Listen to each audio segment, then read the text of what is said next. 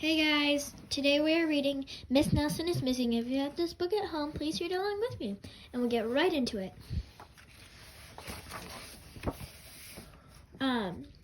The kids in room 207 were misbehaving again. Spitballs stuck to the ceiling, paper airplanes whizzed through the air. They were the worst behaved class in the whole school. "Now settle down," said Miss Nelson in a sweet voice. But the class would not settle down. They whispered and giggled, they squirmed and made faces. They were even rude during story hour. And they were always refused to do their lessons. "Something will have to be done," said Miss Nelson. The next morning, Miss Nelson did not come to school. "Wow," yelled the kids. "Now we can really act up." They began to make more spitballs and paper airplanes. "Today, let's just be terrible," they said. "Not so fast," hissed an unpleasant voice.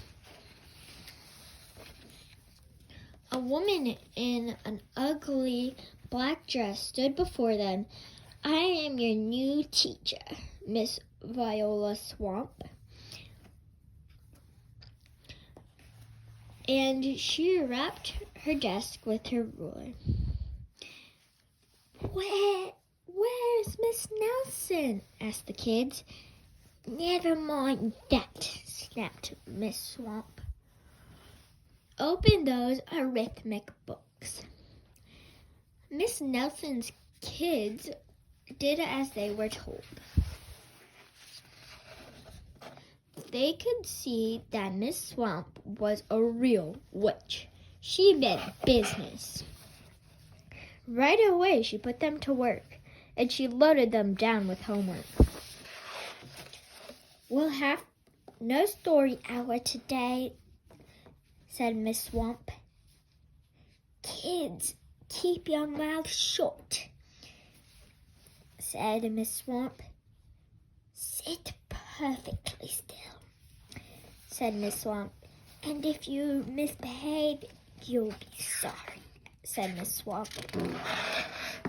Days went by, and there was no sign of Miss Nelson. The kids missed Miss Nelson. "Maybe we should try to find her," they said.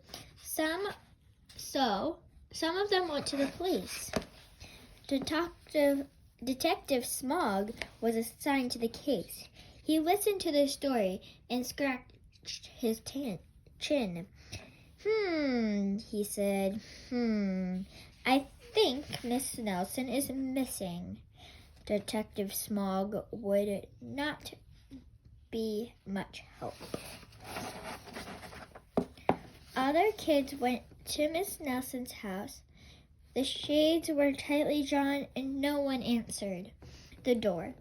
In fact, the only person they did see was the wicked Miss Viola Swamp coming up the street.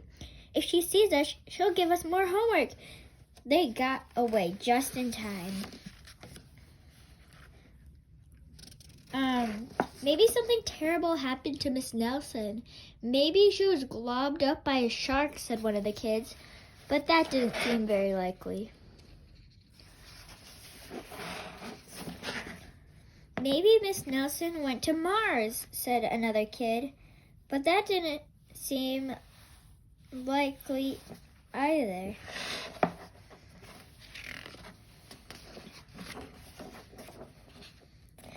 "I know," exclaimed one know-it-all. "Maybe Miss Nelson's car was carried off by a swarm of angry butterflies." But that was the least likely of all.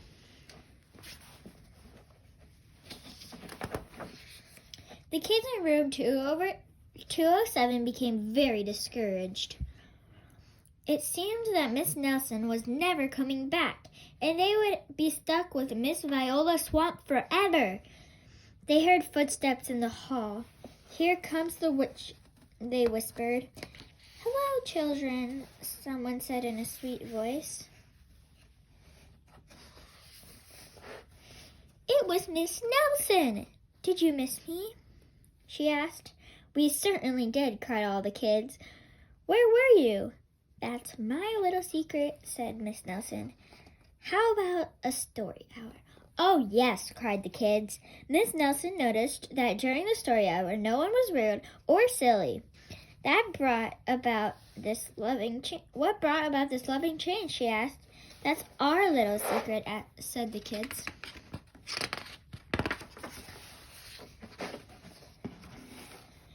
Back home, Miss Nelson took off her coat and hung it in the closet, right next to ugly black dress.